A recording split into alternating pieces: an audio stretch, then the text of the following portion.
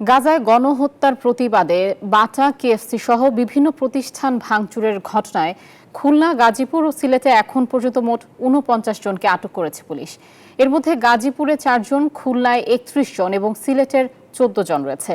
সোমবার দুপুর থেকে সন্ধ্যা পর্যন্ত দিনের বিভিন্ন সময়ে বিক্ষুব্ধ জনতা কেএফসি, পিৎজা হাট, বাটার মতো আন্তর্জাতিক ব্র্যান্ডের শোরুমে হামলা চালায়।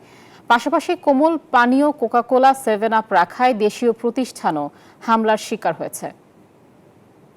আসলে ঠিক অভিযানটি নয়, এখানে আমরা এই মুহূর্তে শাহবাগে রয়েছি। আপনারা জানেন যে সারা দেশে গতকাল যে ৬টি জেলায় চট্টগ্রাম, কক্সবাজার, কুমিল্লা, সিলেট এবং বগুড়া, গাজীপুরের যে বাটা, পিৎজা হাট এবং কেএফসিতে যে তাদের যে শাখাগুলোতে হামলা করা হয়েছে সে বিষয়ে কিন্তু আমরা দেখেছি যে পুলিশ কিন্তু তার পরবর্তী সময় থেকে নড়ে চড়ে বসেছে এবং আমরা পুলিশ সদর দপ্তরে কথা বলেছি, সেখান থেকে জানানো হয়েছে এ পর্যন্ত কিন্তু ঠিক ৪৯ জনকে গ্রেপ্তার করা হয়েছে সেই হামলায় সংশ্লিষ্টদের। এবং পাশাপাশি এই অভিযানটি কিন্তু এখনও সারা দেশে চলছে এবং ৬টি জেলায় চলছে এবং পাশাপাশি এইসব প্রতিষ্ঠানগুলোর নিরাপত্তা কিন্তু জোরদার করা হয়েছে এমনটি জানানো হয়েছে। পাশাপাশি আপনাদের আরেকটি বিষয় জানিয়ে রাখি, এইসব বাটা কিন্তু গতকালকে হামলার পরবর্তী সময় পরেই কিন্তু তারা একটি বিবৃতি দিয়েছে। সেখানে বলা হয়েছে বাটা একটি পারিবারিক প্রতিষ্ঠান, সেটি কিন্তু ১৯৬২ সালে চেক রিপাবলিকে তৈরি হয়েছে, সেখান থেকে শুরু হয়েছে যাত্রাটি। ফলে তাদের সাথে রাজনৈতিক কোনো সংশ্লিষ্টতা নেই, এটি একটি শুধুমাত্র ভ্রান্ত ধারণার পর থেকেই কিন্তু এমনটি করা হয়েছে, এমনটি জানানো হয়েছে তাদের পক্ষ থেকে। পাশাপাশি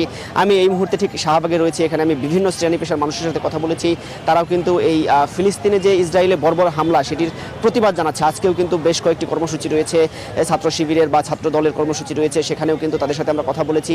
তারাও বলেছেন এই সব হামলা কিন্তু তারা সমর্থন করে না, অন্যান্য সুষ্ঠু উপায়ে কিন্তু এই প্রতিবাদটি জানানো যেত এবং এই হামলার পেছনে অন্য কোনো রাজনৈতিক দল বা কোনো সংগঠনের চক্রান্ত রয়েছে কিনা সেটি কিন্তু খতিয়ে দেখা হচ্ছে বলে পুলিশ জানিয়েছে। তো গতকালকে এই হামলার সর্বশেষ এই ছিল আমার কাছে। আয়শা। মাসুদ সুমন, আপনাকে ধন্যবাদ। বান্ডেল থাকলে প্রতি সেনমানিতে টাকা বাঁচবে।